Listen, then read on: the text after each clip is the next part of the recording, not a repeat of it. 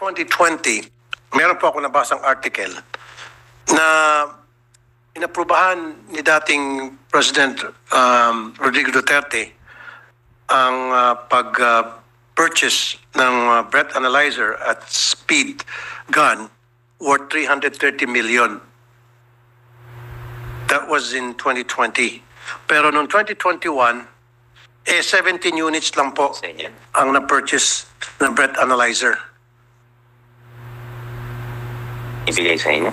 Hindi. Sa LTO po yung bumili ho? LTO? Ang sinabi po kasi dito, ito sa article, inaprubahan ng dating Pangulo, Rodrigo Duterte, 330.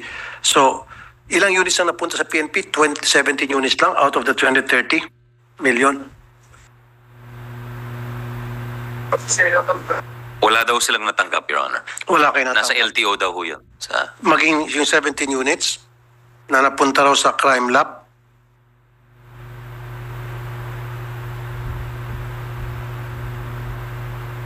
They're double checking, Your Honor, pero yung mga officials ho dito sa likuran natin, hindi nila, ang sinasabi ho ay hindi nila natanggap ho yun. Hindi ba yung PNP dapat nakipag-ugnayan sa LTO?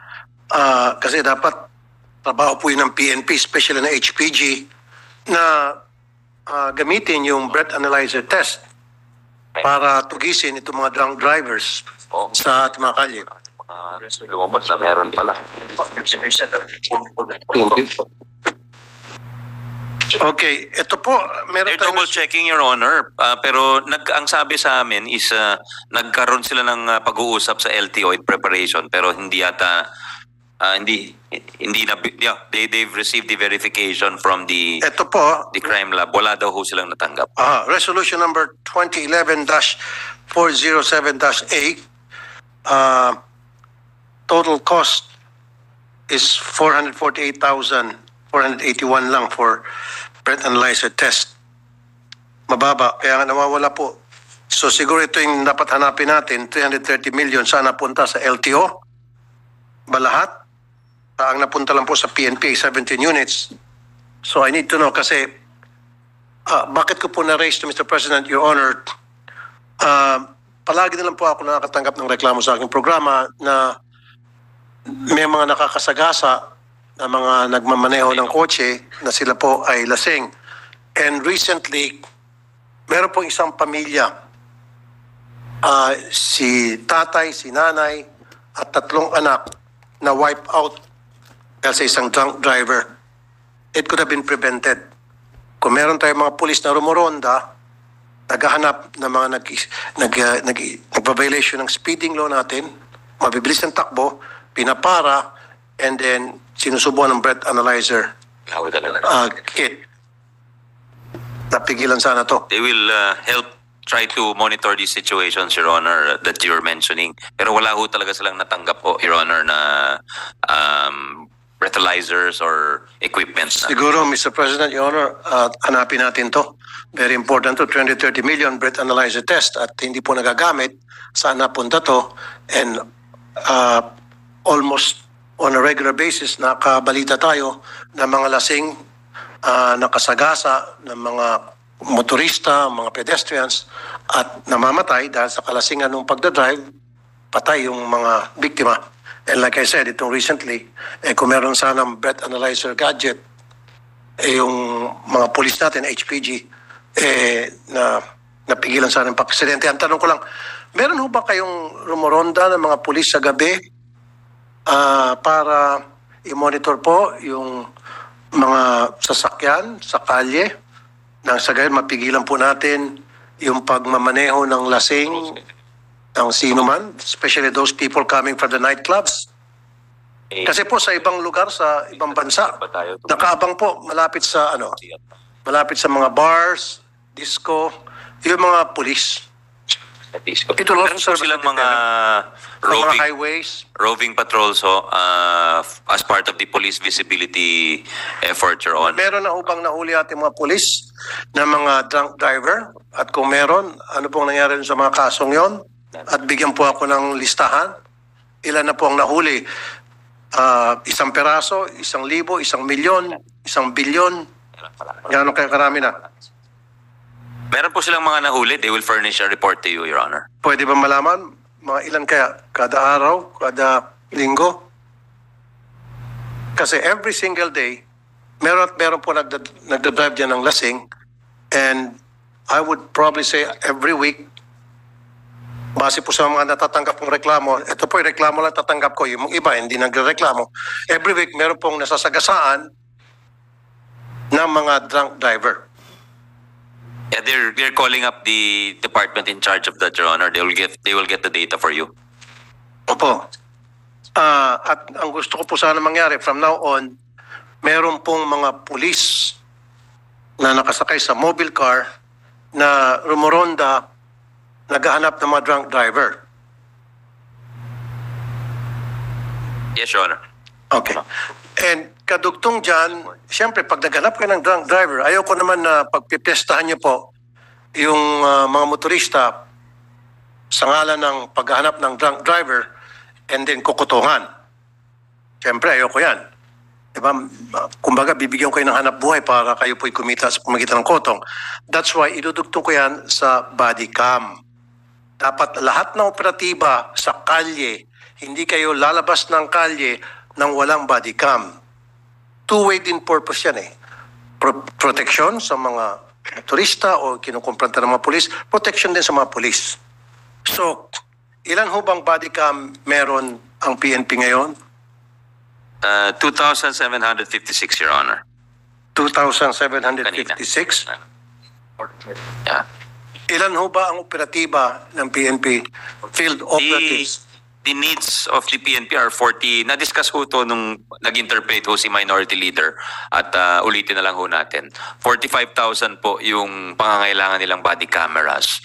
And dito po sa National Expenditure Program, may additional budget of 66 million for 2,000 additional cameras. Pero yung tayo dito sa Senado, dinagdagan po natin ng 800 million para makapagbili ng additional 24,000 units, Your Honor. So kapag nakapagbili ng 24,000 units, so lahat po ng operatiba ng ating PNP? Hindi pa ho. meron na. Mga 55 to 60% ang mabibigyan ho. Pero meron pa rin kakulangan ng mga 40% ho. So, therefore, Chief PNP, Acorda, wag ho kayong pumayag na mga pulis natin lalabas, especially pag yung sa traffic man o magkumpranta ng mga suspect o kriminal, kailangan po may body cam. Kasi marami na po ako experience niyan na mag-raid sila, walang body cam. Ang nangyari, yung complainant versus yung police, it's his word against the other. Buti na lang, yung mga nagsusumbong sa akin, may CCTV. So dapat po talaga, wala pong gagawing raid o anumang klaseng pag-aaresto ang ating PNP nang wala silang body cam, period. Pwede ho ba akong makuha ng assurance from now on? Wala hong hulihin, wala hong arestuhin, wala hong paparahin ng motorista hanggat kailangan merong body cam. Pag walang body cam, Yes, Your Honor. papagalitan po yung operatiba, bakit ka nang huli nang wala kang body cam? Opo. Opo, Your Honor. May commitment tayo kay Chief to the extent limited lang po by their logistics kasi as of the moment 2,700 lang ho yung kabuuan nung mga body cam sa buong PNP ho. So to that extent ho, he commits to follow your Tutulong guidelines. po ako, Mr. President, Your Honor, na kung kinakailangan dagdagan ng gusto yung budget ng PNP para makapagbili sila ng body cam para nang sa gayon lahat na po ng ating kooperatiba ay magkaroon na ng body cam. Para matupad na po yung aking request na each and every operative na pupunta sa field ay may suot na ng body cam. Is that That's most something welcome, na Your Honor. That's most welcome. maano natin, maasahan? That's most welcome, Your Honor. If you Okay. can source the funds, then that's most welcome, yeah. All right, very good. Balik ako last na lamang doon po sa breath analyzer. So, sabi niyo maghanap siya ng records kung ilan po ang napunta sa PNP.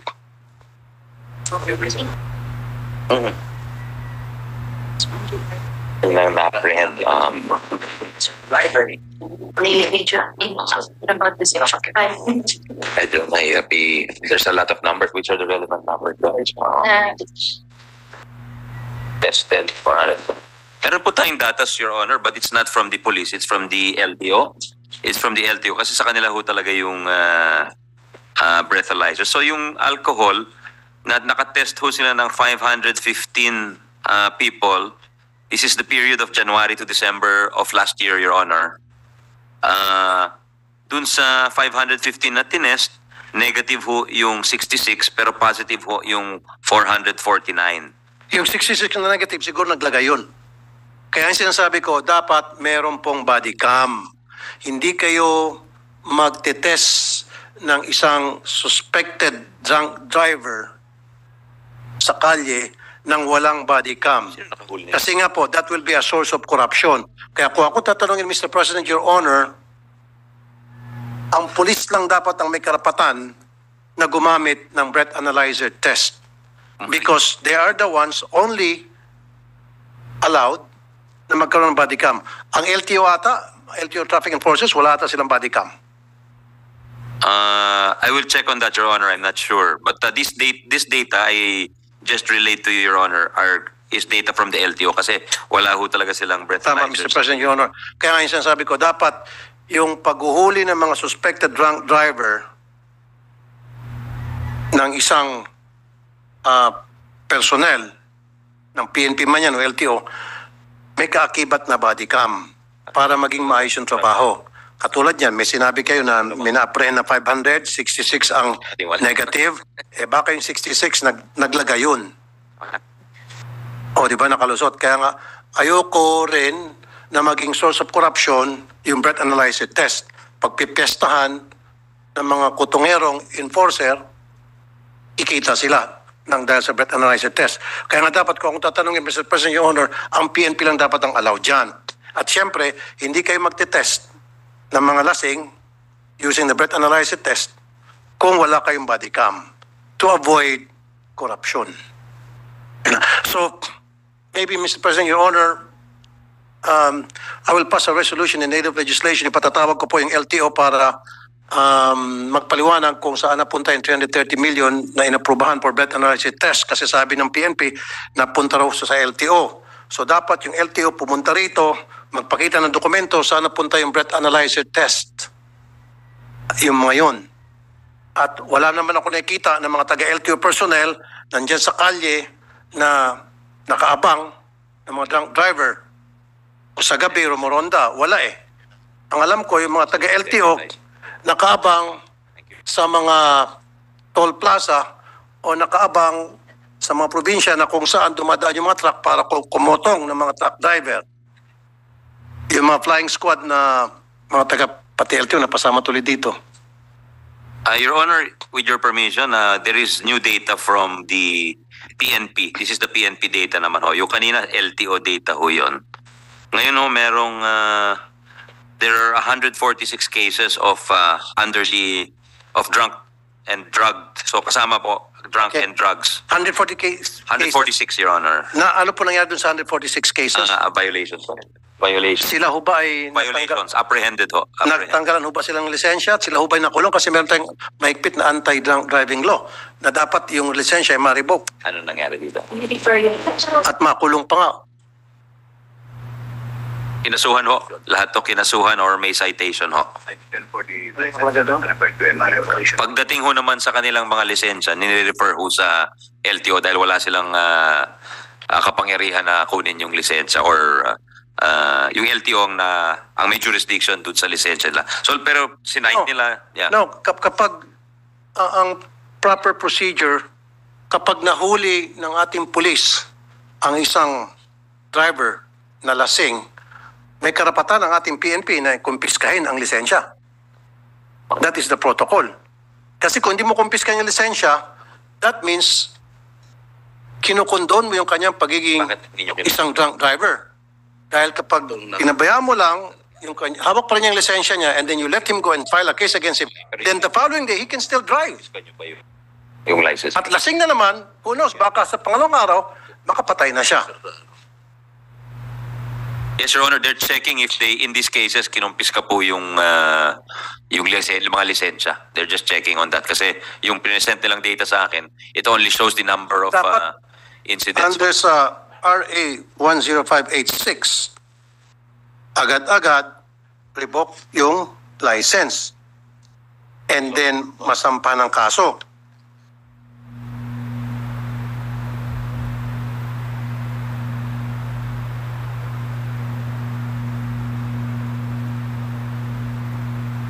Okay, and then dito sa 10586, dapat i-hold sila for inquest. Hindi sila pakakawalan. So ano nangyari doon sa 100-something cases? Dapat ang protocol, pag nahuli kang nagdadrive ng lasing, i-inquest ka.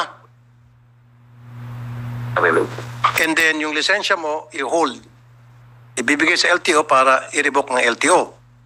Bakit? Failure to do so, nagkaroon ng lagayan. Section 12. And they'll submit a report to you, Your Honor. The data is not available to them. Nasa regions yata yung data as of now. We also observed cases were filed period of 12 months. Second, 144 filed case. And one. So of the 146, Your Honor, there's more data coming in. 144 were arrested. One is under investigation. One is cleared. Cleared? Cleared is Yeah, one of the... one reason. Okay. So, hindi mo na siya request. So if you want more details, we'll ask them to submit to Your Honor. Kasi 3-month imprisonment po yung ano. Okay. Hindi pala agad-agad revoke, so suspension, which pareho na rin. So 6 months suspension ng license, and then sa second offense, revocation. So curious lang po ako doon sa nahuli na sabi niyo ilan daan yun? 100? 144 na aresto. Okay. I need a list of those 144 na naaresto at gusto ko malaman kung sila ba'y nasa kalye pa rin. Kailan po ito mga nahuli? Kasi first offense, 6 months daw po eh. This is for 2023, Your Honor. Between now and anong month? Hindi, yun nandun sa index ko. Kasi kung lahat sila, yung 100, magkano 130 plus? 146, Your Honor. Ang Kung lahat nahuli. ng 146, Opo. Hanggang chinek last January to November, exactly. Your Honor. Kung Opo. chinek ko sila, lahat ng 146 ay hindi man lang nasuspinde, nagkaroon ng lagayan. Nagkaroon ng aregluhan. Yeah, they'll Kailangan submit the itong report. 146, Your Honor. gusto ko na-revoke ang license nila kung first-timer sila for 6 months. And then number 2, gusto ko merong kasong na-file sa korte. Kasi pag walang kasong na-file sa korte at hindi nasuspinde for 6 months man lang, ang kanilang lisensya may tatamaan sa akin. Either PNP or LTO. Is that fair enough? They'll submit to you the data, Your Honor. Yes. So, at saka gusto ko, yung mga pulis na nanghuli, the names of those PNP personnel na nanghuli ng drunk driver. Kasi ayoko naman maging moro-moro lang eh. Yung paghuli natin mga drunk driver. Kasi katulad nito, sinabi ko lang, recently, isang pamilya na wipe out, 5 yun. Mag-asawa, tatay, nanay, 3 anak, patay lahat. Nasa gasa ng humarurot na drunk driver, maneho yung kanyang truck. Engineer na babae. Kaya dito, uminit ang ulo ko ng husto sa lahat ng mga drunk driver na nagmamanehong lasing. So gusto ko po, itong 146, give me a list of those, the name of those people and the name of the personnel na humuli. Dahil ang gusto kong mangyari, kailangan lahat ito nasuspindi for a minimum of 6 months yung kanilang lisensya at may kaso na sa korte. Pag lahat ito zero, then babalikan ko ang PNP personnel na nanghuli at babalikan ko yung LTO. Pareho kong pagbulbuhuli ng leg. O diba, Joe? They will comply with your request for a Thank report, Your Honor. Yun lang po muna for now. And again, Chief PNP, maraming salamat at good performance. Maraming salamat, Mr. President. And Thank you, distinguished colleagues from Sponsor. Davao and Isabel. Thank you. And of course, our Majority Leader, Joel Villanueva, Senator. Maraming salamat po. Thank you, Mr. President.